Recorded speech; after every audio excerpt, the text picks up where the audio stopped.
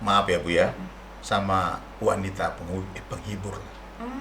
Ini saya kasih tahu aja. Waktu saya ngaku dosa sama istri, kita di jamaah Tuhan. Itu saya kasih tahu Bu, sambil bawa mobil, di mana, di hotel mana saya berzina. Jadi pas dia ngaku dosa, Luar biasa. saya kaget. Saya ini pendeta munafik. Di mimbar saya kudus, tapi hidup saya banyak yang nggak berkenan. Istri saya Pak 3 hari 3 malam nangis Pak.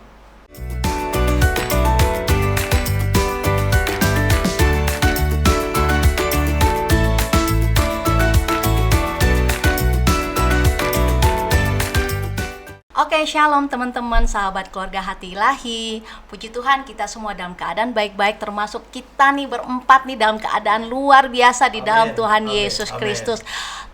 Sahabat-sahabat hati ilahi, kita lihat ada 2 narasumber, yaitu Pak Eben dan Ibu Rita, sepasang suami istri yang luar biasa, yang pastinya mereka mengalami kasih Tuhan di dalam pernikahan mereka. Amen. Makanya nih hari ini kita mau mengulik-ngulik apa aja sih, emangnya seindah ini nih love story mereka. Saya nggak yakin tuh pasti mengalami terjal-terjalnya, karena udah di belakang layar kita udah sempat ngulik-ngulik ada terjal-terjal nih yang mereka pernah alami. Nah, tapi kan penonton belum tahu nih, makanya kita mau nih apa aja sih selain terjal ada bahagianya pasti ya di dalam pernikahan ya Ibu dan Bapak ya. Iya, memang sebenarnya kami itu dulu menikah itu pacaran nggak terlalu lama, cuma 6 bulan. Instan lah ya. Instan, ya kan? Cepat, tepat gitu ya kan? Nah, itu ada di dalam pelayanan. Ya, jadi namanya kalau dunia pelayanan kan rohani semua kan? Iya. Jadi Kelihatannya ya Pak ya? Kelihatannya. Tapi banyak rohananya juga kan gitu kan? Nah, lalu karena kita memang bertumbuh dalam pelayanan, sering ketemu dalam pelayanan. Tapi secara pribadi kan nggak terlalu mengenal istri saya gitu. Termasuk mungkin dia nggak terlalu mengenal siapa saya kan gitu kan, karena yang dilihat itu kan ya secara rohani lah ya, waktu khotbah gitu, memimpin pujian, berdoa, melayani, komsel dan sebagainya. Kayak kan malaikat gitu. ya Pak ya? Kayak malaikat. Memang kita bertumbuh ya bersama-sama di gereja, di komunitas gitu, tapi kita sebenarnya kurang komunikasi ya sayang ya. Jadi ketemunya itu rame-rame gitu ya, rame-rame ya. Tapi belum apa adanya, belum sebenarnya kita siapa kan gitu kan. Nah, karena cuma yang dimunculkan itu ya itu seputar dunia pelayanan. Itu Karena waktu pacaran atau? waktu pacaran. Oke. Ya, karena dia juga kan di gereja worship leader Oke, kan gitu iya. kan. Nah, saya pengkhotbah gitu, Yang melayani manis- sama-sama anak yang muda. manis-manis pokoknya. Yang manis-manis. Indah-indah bagus-bagus. Yang rohani-rohani lah Bu ya. Walaupun kelakuan bisa rohana kan gitu ya. Nggak ketahuan di belakang layar ya Pak ya? Iya, nggak ketahuan. Nah, lalu yang kedua, sebenarnya nanti istri akan tambahkan. Kita juga karena dijodohkan, ya coba Mama ceritalah. Nah, karena dijodohkan Ibu Gembala. Jadi sebenarnya saya nggak berpikir dapat seorang pendeta. Saya berpikir dapat seorang pekerja pulang sore gitu, kumpul bersama. Ternyata Tuhan izinkan ada Ibu Gembala, itu jodoh kamu katanya gitu. Ini jodohnya. Saya kaget, jodoh saya gitu. Sempet nggak percaya gitu. Jadi awal tuh jodoh-jodohin. Akhirnya karena papa saya seorang polisi, dia senang gitu. Itu jodoh kamu. Itu jodoh kamu Rita, karena saya ini anak kesayangan bapak saya gitu. Sangat disayang lah sama papa saya. Akhirnya ketika dia dikenalin kan ini, wah papa saya senang banget. Karena hubungan saya deket sama papa saya, jadi saya berpikir, wah ini bener jodoh. Karena papa saya mengiyakan, itu kan doa orang tua. Akhirnya saya oke lah ya, kita berkenalan, berpacaran. Pacarannya juga ya gaya pelayanan, Sangat rohani, sangat ya. rohani, berjauhan segala macam gitu. 6 bulan kami perkenalan, 6 bulan perkenalan, lanjut ke pernikahan. Karena orang tua saya juga udah seneng, udah itu jodoh kamu pasti bahagia sama dia Rita, katanya gitu. Akhirnya dengan keputusan awalnya setengah hati kan, karena papa saya mendukung, orang tua saya mendukung, akhirnya ya udah kita jalan menikah. Nurut ya, Menurut. anak manis, anak yang berbakti sama orang tua. Calon mantunya pendeta lagi Iya, kan. calon mantunya pendeta. Orang Batak itu kan kebanggaan, Pak. Iya. Pak, kesannya di mata orang tua tuh, wah ini udah jaminan mutu nih, anak saya pasti bahagia dengan pendeta, gitu kan Pak? Benar. Iya. Oke. Iya. Orang jadi masih mau calon mantu aja udah dibangga-banggakan. Iya. Iya. Pernikahan Bapak dan Ibu udah masuk di usia 24 ya? 24 tahun. Oke. Kami menikah tahun 2000. 2000? Iya. Oh, beda 2 tahun sama kita. Oh, Kita iya. lebih awal. Awal Oh, 1 Bapak? tahun. 98. 98. Oh, pas masa-masa. Pas kerusuhan. Iya. Iya. Iya. Ya, karena kita terdesak 98 juga kita nikah. Jadi karena terdesak. Iya. Bapak ini. Terdesak apa nih? Aduh, kok jadi begitu? Terdesak apa ini? Terdesak untuk menikah. Ya, semua punya latar belakang ya, Pak ya. Iya, masing-masing. Dan waktu menikah kan tahun 98 tuh kan lagi kerusuhan Pak. Iya. Iya. Aduh Pak, yang tadinya kita udah nggak ngebayangin menikah di, ya karena terdesak itu jadinya akhirnya kita nggak ngebayangin lagi hotel mewah, hotel apa kagak.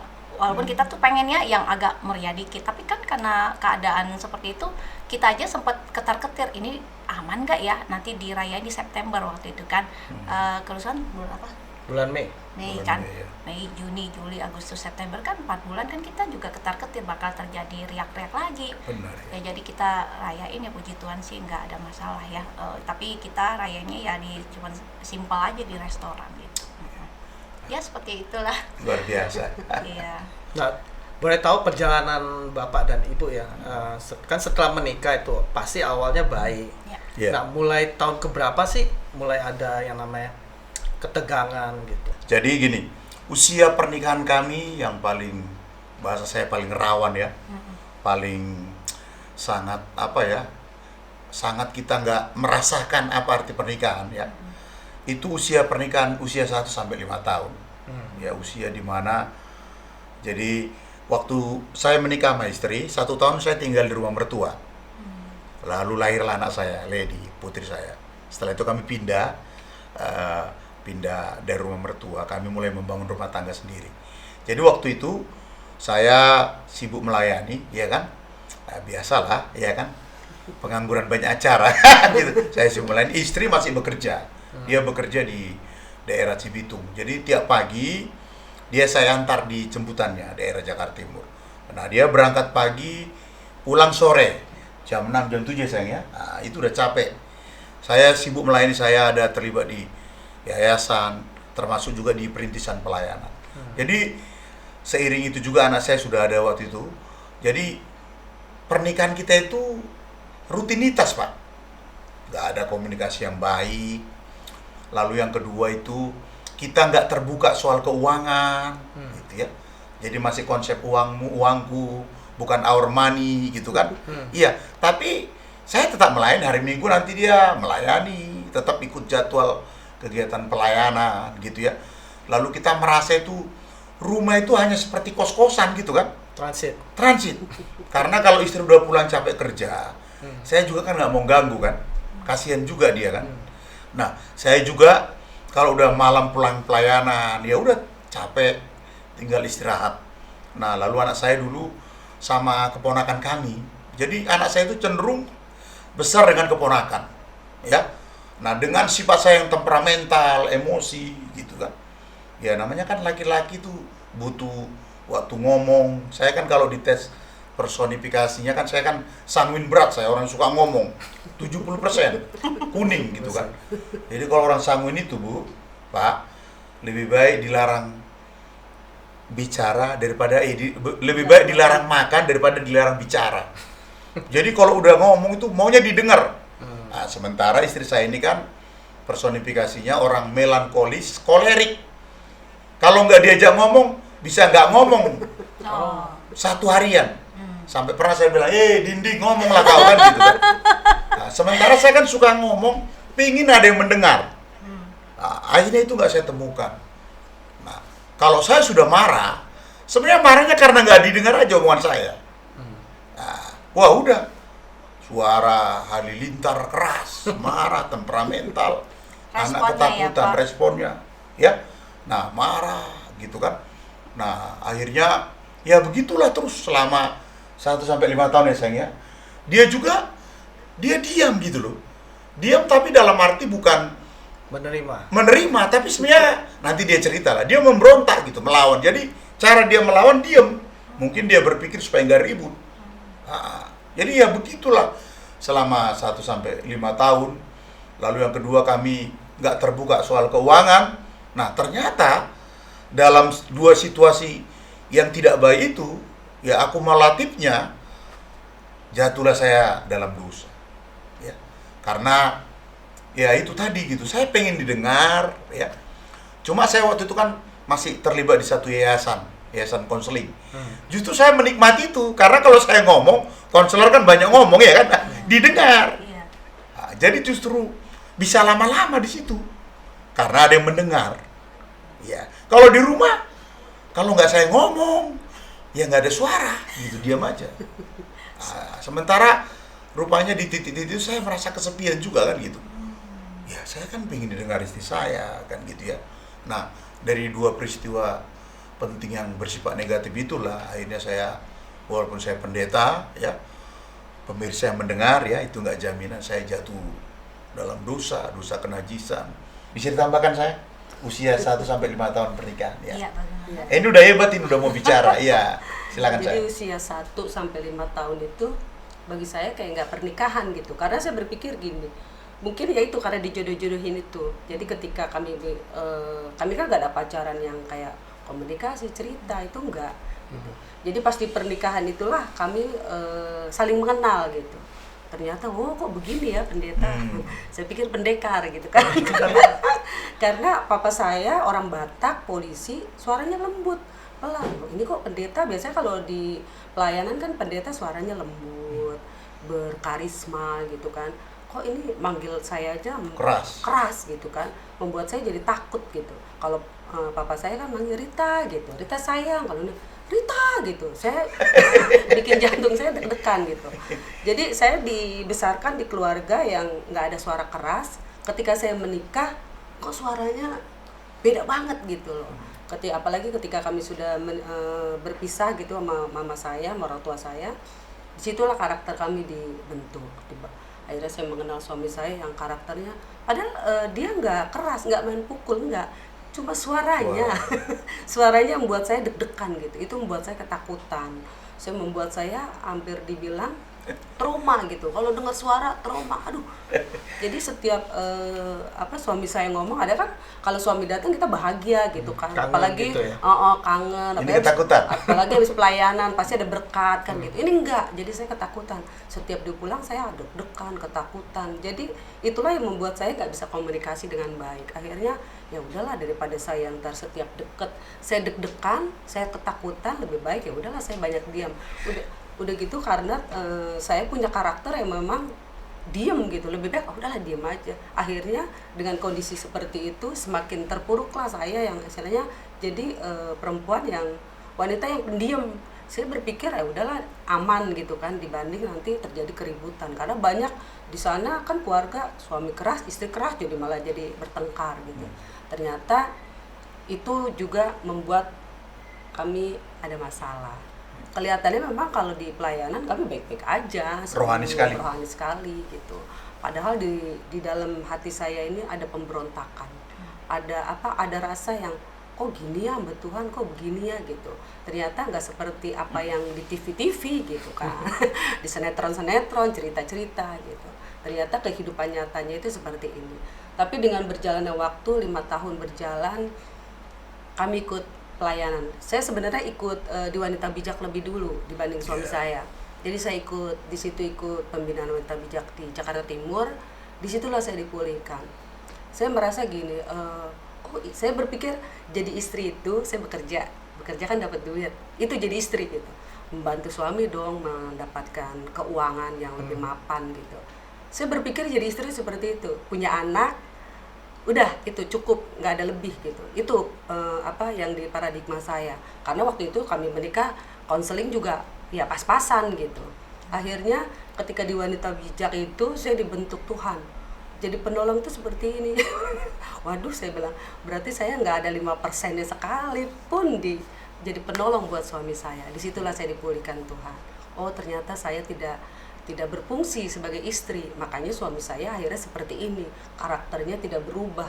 Mungkin dari dulu, dari latar belakang dia, harusnya saya menolong dia, ternyata saya tidak menjadi penolong yang baik buat dia gitu. Akhirnya ketika di Wanita Bijak saya dipulihkan Tuhan. Oh iya ya Tuhan, ternyata saya harus bicara dengan suami saya. Saya dipulihkan di situ, sesi demi sesi saya dipulihkan Tuhan. Dan akhirnya suami saya juga ikut Pria Sejati. Sebelumnya kan saya aktif di beberapa pelayanan. Sebenarnya saya sendiri tahu gitu ya, kondisi kerohanian saya ini berbahaya gitu ya. Karena rentan dengan pertengkaran gitu. Lalu dengan berjalannya waktu, yaitu ada rasa kesepian ketika saya bicara. Saya kan pengen didengar, tapi kan nggak dapat dari istri. Nah, saya terlibat di satu pelayanan, namanya pelayanan inner healing, pemulihan kesembuhan luka batin. Nah, di situ juga saya sadar bahwa sebenarnya saya ini lahir sejak kecil itu jadi anak yang terluka. Iya, jadi saya juga sadar saya dilecehkan gitu ya. Saya walaupun saya sekolah Alkitab hamba Tuhan, tapi luka itu belum sembuh. Nah, lalu saya ikut di dalam pelayanan itu, ya saya melayani orang-orang yang terluka, tapi pemulihan itu kan masih terus saya jalani. Akhirnya kan belum tentu juga saya pulih gitu. Soalnya masih jatuh bangun dalam situasi yang sama, masih marah lagi sama istri, anak saya jadi takut. Nah, lalu singkat cerita, saya udah sadar dengan keterpurukan rohani ini. Akhirnya di gereja kami dikenalkanlah pelayanan Pria Sejati. Nah, disitulah saya waktu dibilang fungsi imam, adakah imam dalam rumah tangga? Fungsi seorang imam yang kedua adalah mendengar istri bicara. Selama ini kan tuntutan saya istri yang harus mendengar saya bicara. Nah, waktu saya mulai praktek itu, wah puji Tuhan Pak, ternyata mendengar itu bukan hal yang mudah. Ini sampai basa-basa Bu, maaf ya Bu ya. Karena kan saya suka ngomong. Orang yang banyak bicara itu kan banyak lupanya kan. Akhirnya banyak bohongnya juga sebenarnya. Iya. Tapi waktu saya mulai praktek, mulai mendengar istri saya bicara. Orang seperti ini, kalau nggak dipancing bicara, nggak bicara-bicara Bu. Kita bisa nanti duduk di rumah diam aja. Kayak patung. Kayak patung. Nah, kadang-kadang saya bikin marah kan, baru bicara. Tapi kan nggak mungkin harus marah terus kan gitu kan, emosi. Nah, waktu saya mulai praktek itu, saya banyak mendengar dia. Sampai saya bilang, ayo Ma bicara lagi. Jadi caranya itu udah kayak seperti kalau anak saya pulang sekolah, kamu dari mana nak? Apa yang kamu dapati? Saya nanyain dia gitu. Tadi mama pulang jam berapa? Jam sekian. Di kerjaan ngapain? Ya kerja dong. Nah, setelah itu kemana? Kan kita diajar ya, ilmu komunikasi wanita itu kan, kalau wanita itu bicara satu hari normanya kan 13.500 kata. Udah gitu kadang-kadang bicaranya keliling-keliling nggak jelas kan gitu ya kan. Nah ternyata kan kalau istri saya nggak, kamu udah makan? Udah, titik gitu ya. Jadi selalu saya tanya gitu. Nah, tujuannya supaya membangun komunikasinya. Sampai hari ini gitu. Saya suka kalau dia bicara dan meresponnya apa yang saya katakan. Nah kalau sekarang ini udah 60-40 lah. Saya 60, dia 40. Kalau dulu saya 80, 90 dia 10%, bayangkan. Terbalik kan. Nah, jadi saya terus belajar. Lalu kami mulai terbuka dengan keuangan ya. Sebelum di dalam konflik itu ketika 1-5 tahun rusaknya komunikasi dan ketidakterbukaan kami dalam keuangan kami sampai goncang, sampai minus. Iya, saya dulu punya, kalau pelayanan dari sponsor seorang pengusaha, itu seperti ditarik Tuhan semuanya. Saya mulai belajar ya, supaya kau nggak bergantung sama pengusaha, sama orang yang punya duit, tapi Tuhan bicara supaya kau tergantung sama saya dan firman. Nah, karena memang kalau kita pria masih ada duit kan, agak sombong sekali kan gitu, masih ada gitu. Nah dihabiskan Bu.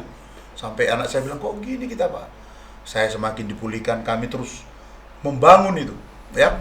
Dan yang saya lihat setelah saya terus mengalami itu, saya nggak jatuh lagi dalam dosa-dosa perzinahan ya, dosa-dosa kenajisan.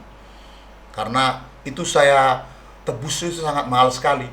Jadi waktu kami ikut camp Pria Sejati, saya bawa jemaat 7 orang ikut camp. Kan biasa Pak ya ada kesaksian ya. Nah, jemaat kita dulu yang 6 bersaksi. Baru saya terakhir ini. pelaku utamanya kan. Saya ngakui bahwa saya pernah jatuh dalam dosa perzinahan. Nggak gampang. Bu, itu tulang saya mau patah-patah, Bu. Iya. Nah, tapi sebelum itu saya udah ngaku dosa dulu sama istri saya. Saya sebelum ikut camp, saya ngaku dosa dulu. Dia udah ikut pembinaan wanita bijak. Ternyata dia udah dibina. Kalau suamimu ngaku dosa, siapapun itu kamu harus terima. Nah, sebelum saya berangkat camp, pracampnya saya udah dijamah Tuhan. Kami campnya hari Sabtu, pracampnya hari Selasa, hari Rabu itu saya ngaku dosa sama. Saya minta maaf. Saya pernah jatuh dalam dosa perzinahan, pornografi. Saya ini pendeta munafik. Di mimbar saya kudus, tapi hidup saya banyak yang gak berkenan. Istri saya, Pak, 3 hari 3 malam nangis, Pak. Di situ saya lihat ternyata yang dibilang gak ada lagi air matanya, saya lihat itu. Sampai saya bilang gini, kalau mama mau pukul, saya pukul. Tapi istri saya ini orang yang lembut. Ya, saya minta maaf. Hari Selasa, Rabu, Kamis, Jumat. Hari Sabtu kami udah camp kan naik. Hari Jumat doakan saya, Mas. Dia doakan saya. Nah, saya kan bawa jemaat ceritanya. Di camp lagi ngaku dosa di depan jemaat dan peserta. Itu tulang sepertinya nggak ada, Pak. Iya. Udah setelah itu kita berjanji. Nanti setelah pulang camp harus ngaku dosa lagi. Hari Minggunya ngaku dosa di depan jemaat, Bu. Aduh, itu seperti jarum jatuh nggak kedengaran, Bu. Ngakui dosa yang pernah saya lakukan. Ya. Nah, akhirnya kami semua tim pengembalaan sama dosanya. Jemaat kita tadinya yang karismatik jadi Protestan. Hening, nggak ada tepuk tangan lagi. Dan apa yang terjadi waktu saya ngaku dosa? Semua jemaat nangis. Hari itu khotbahnya cuma 15 menit. Air mata semua nangis. Luar biasa. Luar biasa. Karena apa? Pendetanya ngaku dosa. Wow. Tim pengembalanya, kami ada 4 orang itu. Nah, sampai terakhir pengakuan dosa itu di tingkat sinodi waktu Natal. Pendeta-pendeta sinodi kami. Ya, saya dengan gembala, udahlah berempat kami. Udahlah, Pak, supaya waktu kita ngaku dosa ini kita bukan takut sama manusia, takut sama Tuhan. Supaya kita nggak jadi hamba Tuhan yang munafik. Kita ngaku dosa di depan sinode. Biasanya kan harus diskorsing ya. Iya. Ini nggak semua tertunduk juga. Air mata dalam hati kami.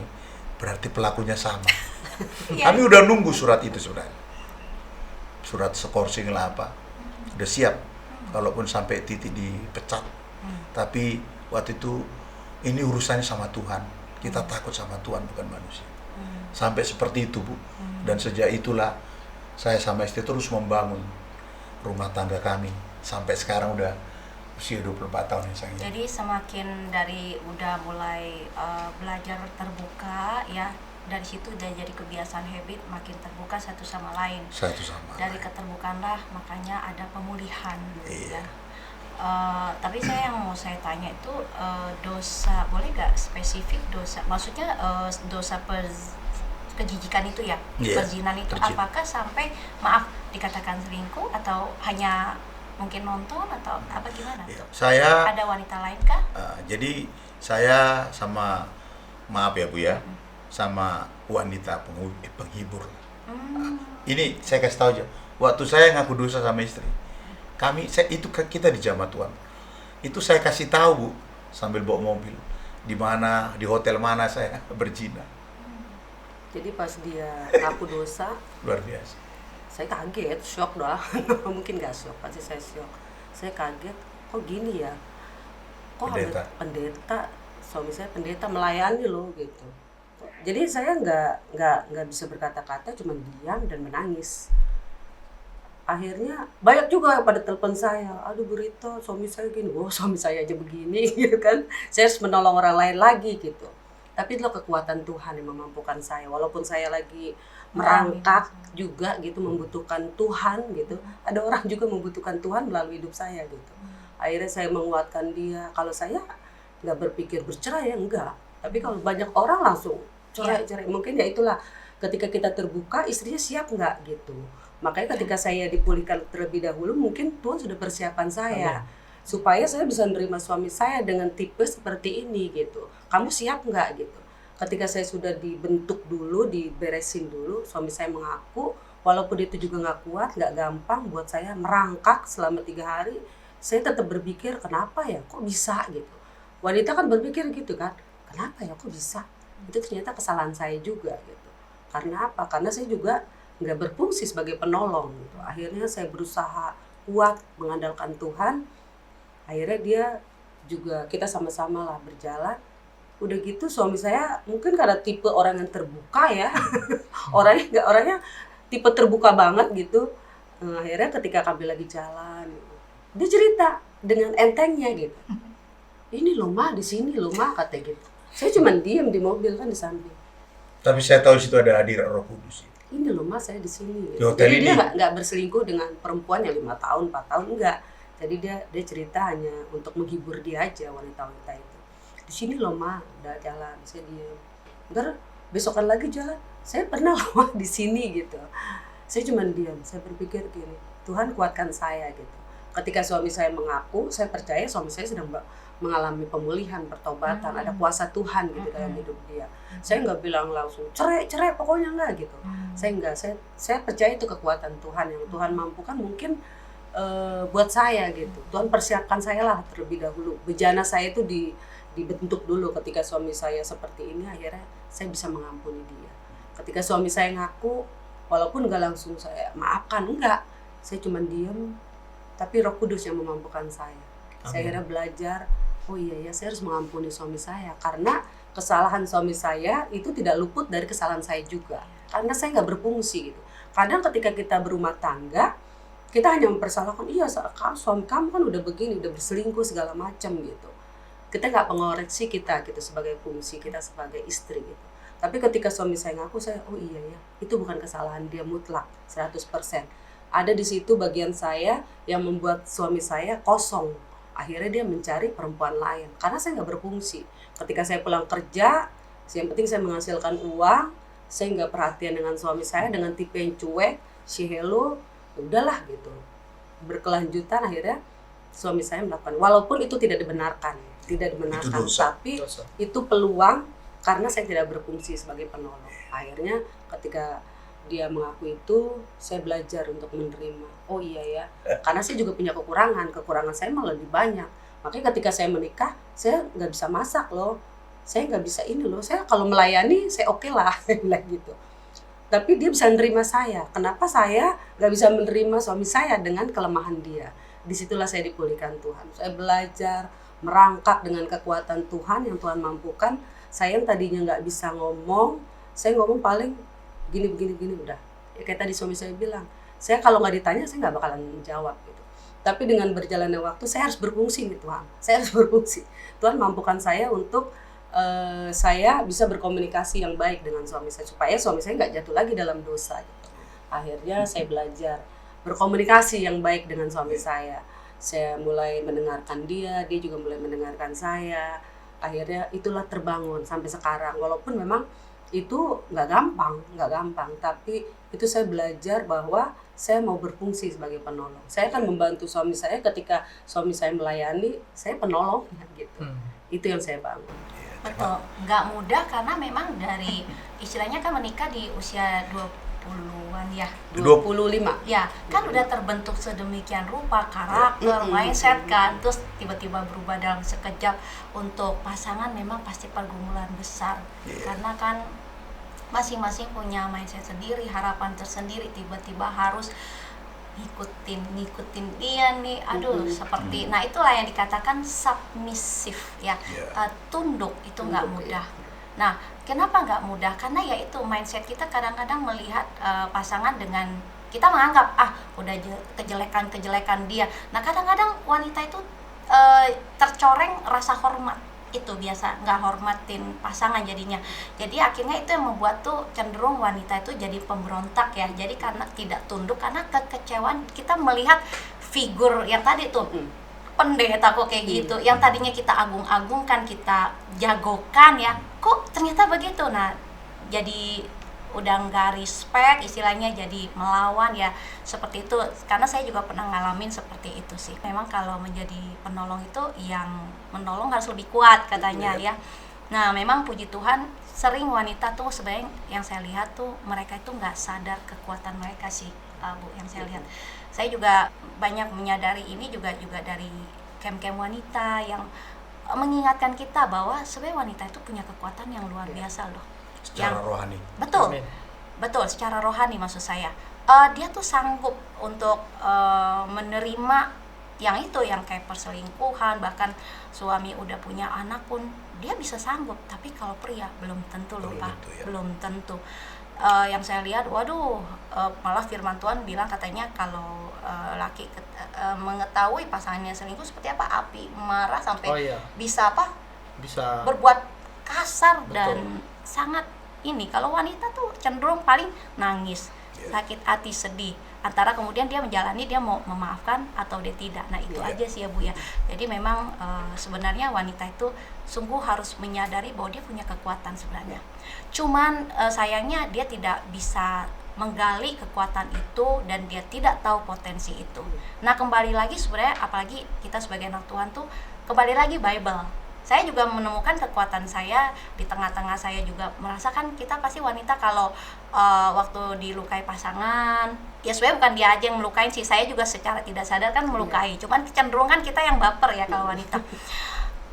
Kemudian kita tuh sering di saat terluka itu memang kecenderung kita jadi melihat diri kita tuh jadi seperti buruk ya Bu ya.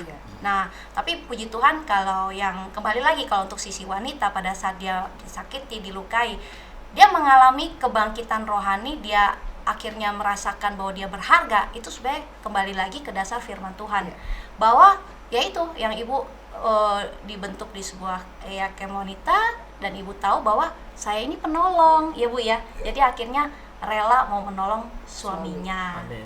Nah itu seperti itu. Nah saya pengen tanya ke Pak Eben nih. Ya, siapa? Setelah ikut camp ini kan udah berjalan belasan tahun ya Pak ya? Iya. Apakah 15 tahun. 15 tahun. Apakah ada pasang naik turun gitu? Pasti Pak ya. Jadi itu tidak langsung up terus naik ya. Jadi saya masih bisa lagi marah ya. Tapi puji Tuhan berzina itu udah nggak lagi. Ya. Saya masih pernah dulu jatuh dosa pornografi. Nah yang kami bangun selalu adalah keterbukaan saya dengan istri. Jadi saya selalu kalau saya nggak benar ya, atau misalnya kami memulai mesbah doa, karena saya gini punya satu pemahaman tentang doa, nggak mungkin doa saya itu dijawab Tuhan kalau diantara kami ada hal yang nggak benar, termasuk dosa yang tersembunyi. Nah, jadi di rumah kami kalau kami doa mesbah pagi sama anak atau kadang-kadang malam, karena anak saya kan kuliah sekarang udah selesai, sebelum kita memulai doa, saya sebagai imam yang terbuka dulu, ngaku dosa dulu gitu. Misalnya hari ini saya marah sama mama karena kesel gitu kan. Ya kalau marah kan itu dosa kan. Iya. Nggak mungkin dengan keadaan marah doa kita dijawab Tuhan. Saya kesel, itu saya akui. Nah, atau sebelum saya berdoa nanti saya akui tadi saya marah sama Lady. Ya, baru saya minta maaf. Ya, saya mohon ampun Tuhan dan saya minta maaf kepada istri dan anak. Hal itulah yang kami bangun dalam mesbah doa. Nah, bagian mereka ya selalu mengampuni gitu ya, sampai pernah satu kali anak saya, Bapak ngaku dosa melulu sih kan gitu ya kan. Saya bilang, itulah Bapak nak. Bapak harus terus kalian ampuni. Amin. Ya, itulah Bapak. Iya, tapi jangan marah melulu lah kan gitu. Itulah Bapakmu nak. Bapak mau apa adanya. Karena saya ingat pernyataan Petrus juga kan waktu ditanya waktu Yesus bertanya kepada Petrus, berapa kali kami harus mengampuni kan? Kalau orang Yahudi kan ternyata 7 kali kan? 7 kali. Kalau orang Indonesia kan 3 kali, ada lagunya kan? Iya. 1 kali kau kusakiti gitu ya kan? Yesus bilang 70 kali 7 kali 7, unlimited. Walaupun dalam arti bukan saya jadi kompromi dengan itu. Karena bagi saya selalu tanamkan di hati saya bahwa yang tahu percis kehidupan saya itu pertama Tuhan, yang kedua istri anak saya dalam rumah. Nah, jadi saya selalu bilang gereja sebenarnya itu di rumah ini. Amin. Siapa papamu ya di rumah ini. Kalau di mimbar kan manis, shalom gitu ya kan, senyumnya lebar-lebar kan gitu ya kan. Tapi siapa papamu di rumah ini? Makanya segala sesuatu harus papa mulai dari rumah ini, termasuk ketika berdoa. Nah, jadi masih jatuh bangun Pak. Tapi yang saya syukuri jatuhnya itu udah nggak tergeletak lagi gitu, bangkit terus dan Amin. semakin kesini semakin kuat ya.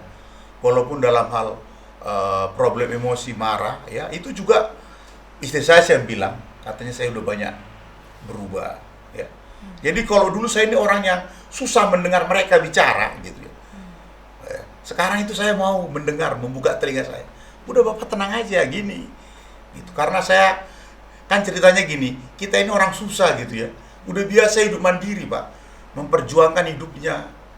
Jadi nggak nyusahin orang tua. Ternyata kan model kehidupan begitu kan keras. Ya.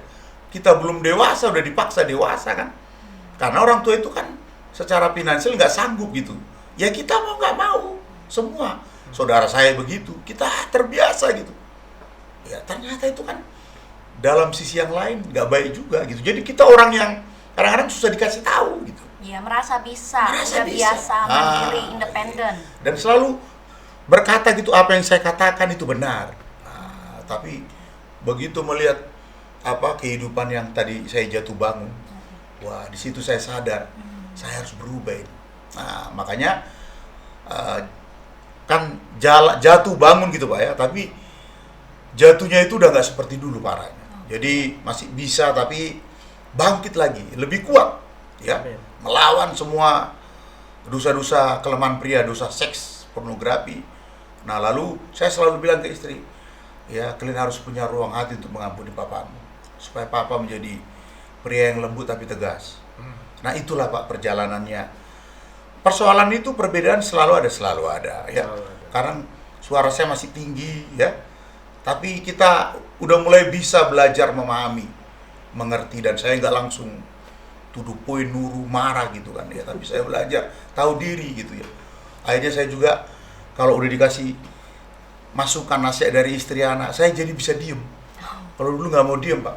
Apa kamu kan gitu kan? Nah, Nggak mau dikoreksi. nggak mau dikoreksi. Ya sekarang, nah dengan itu rupanya saya makin merasa lebih lembut, lebih penguasaan diri kali Maya.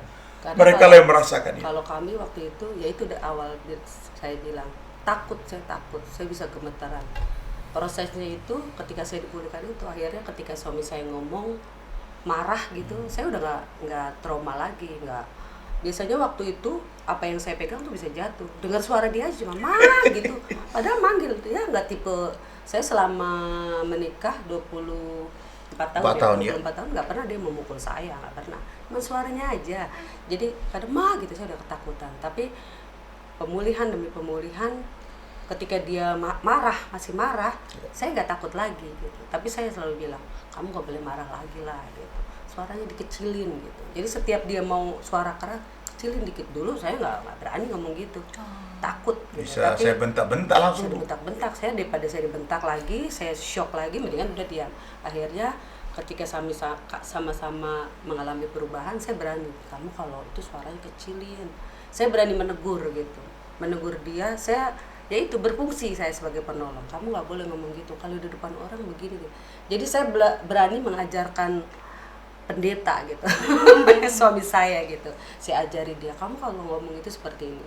Akhirnya dia juga bisa menerima itu. Mungkin dia juga nggak gampang menerima omongan saya, kamu siapa, kamu kan cuma melayani, hanya sekedar melayani. Kalau orang melayani kan harus jadi pendeta ini. Kalau cuma kayak saya misalnya worship leader ini, dia pikir sepele gampang gitu, semua orang bisa gitu.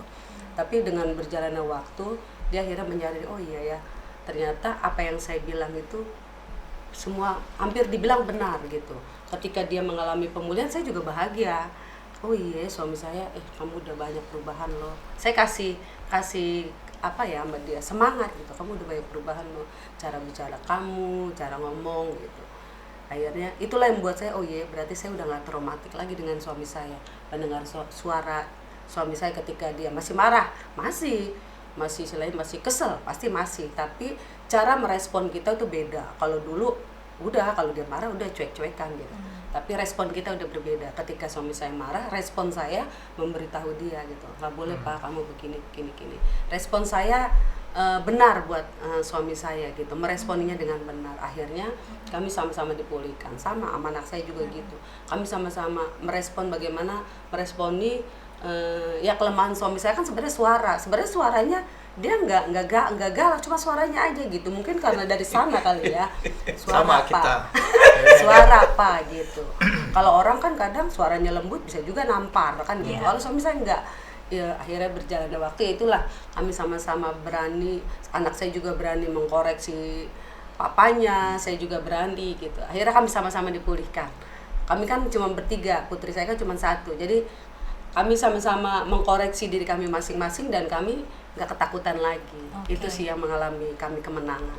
Puji Tuhan. Kalau soal suara ya sama kayaknya nih. Aku juga ngerasa dia sama-sama Medan ya, cuman Anak Medan ya. iya, jadi kalau logat Medan itu kan udah biasa tinggi, kencang, keras. Bagi mereka tuh biasa. Mungkin karena saking semangatnya ya Pak ya. Dan emang ya gitu. Jadi seringkali ya saya mendengar dia ngomong, saya Dikiranya saya marah. Iya. Padahal saya bilang bukan marah, memang suara saya semangat. iya, apalagi kalau di saat mood saya nggak baik Pak. Nah, di situ ya. Waduh, langsung dari udah bisa langsung meruncing aja sampai bisa teriak-teriakan. Karena ya itu, karena saya merasa lu kok teriak-teriak sama saya sih. Kalau ibu ini kan awalnya kan cenderung diem ya. Diem. Kalau saya kadang-kadang ya itu suka ceplas-ceplos. Iya, jadi dua-duanya ceplas-ceplos, meruncing banget.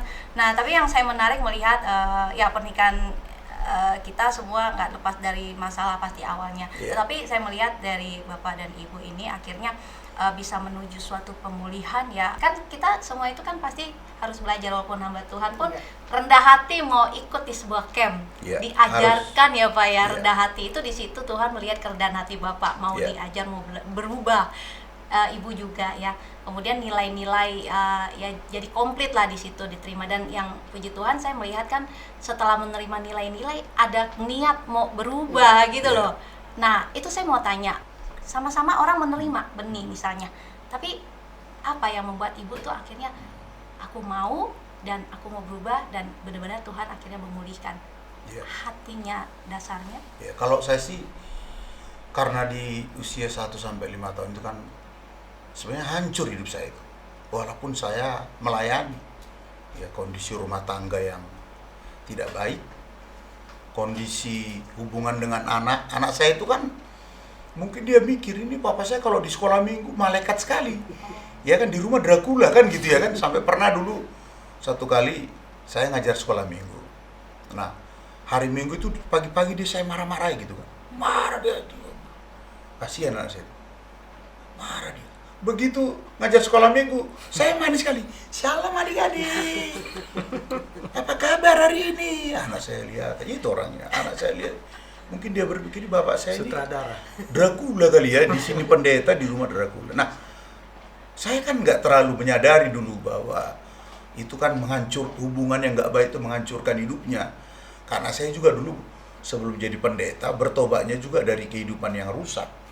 Saya kan nggak mau mengulang itu lagi. Karena saya ini orang yang terluka gitu kan. Nah, jadi apa yang paling mendorong hidup saya untuk mau mengalami pemulihan? Walaupun dulu waktu ikut camp, fasilitator saya itu kan, maaf ya saya ngajari firman sama dia kan gitu kan ya. Nah, tapi cuma kan lebihnya dia udah melakukan firman, hidupnya berbuah. Kalau saya kan masih tahu doang, gitu kan. Nah, tahu teori, karena teori iblis nggak takut. Iya. Iblis Iya. takut orang yang mempraktekkan firman. Itu yang iblis gemetar. Gitu. Nah, jadi kenapa? Apa yang paling mendorong? Yaitu saya melihat usia 1 sampai 5 tahun kan kehancuran kehidupan sebenarnya. Ya sampai soal ekonomi. Saya apa gitu ya? Saya melihat itu. Kalau saya nggak bertobat, saya nggak berubah, dan udah Tuhan kasih kesempatan melalui camp ini, saya kayak lahir baru lagi, Pak. Hancur saya. Hancur, tapi kegiatan saya kan rohani. Saya nggak jadi orang Kristen, hamba Tuhan yang punya otoritas, punya kuasa. Apa yang mau ditiru dari hidup saya? Sementara dulu saya bertobat ini dari kehidupan yang rusak. Sebelum jadi pendeta, pendekar dulu kan. Saya bertobat di penjara. Kan nggak mungkin. Kalau saya dulu jahat di penjara itu kan normal ya kan. Tapi ini nggak, coba. Saya ada di pelayanan rohani, tapi hidupnya hancur. Dan saya yakin pasti itu akan berdampak kepada anak saya kalau saya nggak bertobat. Jadi yang mendorong itu, Bu. Jadi rasa pengalaman yang Tuhan ajarkan selama 1 sampai 5 tahun. Saya lihat hancur keluarga. hubungan suami istri, saya jatuh bangun dalam dosa.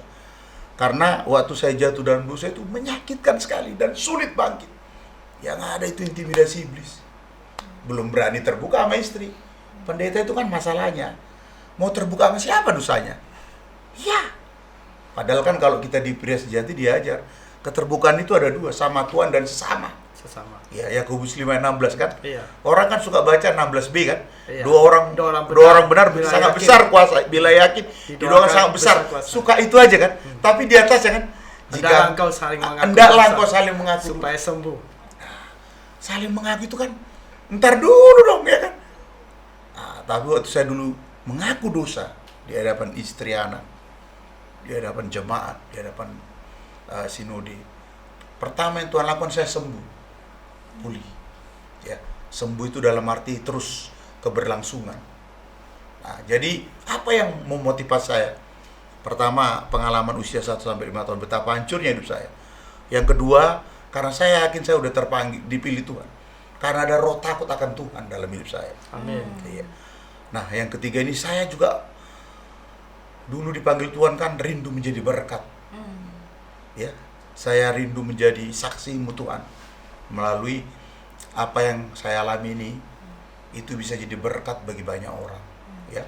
Nah, itulah dasar yang paling kuat. Saya nggak mau hidup saya hancur. Saya nggak mau sia-sia hidup saya. Saya nggak mau mengalami janji Tuhan.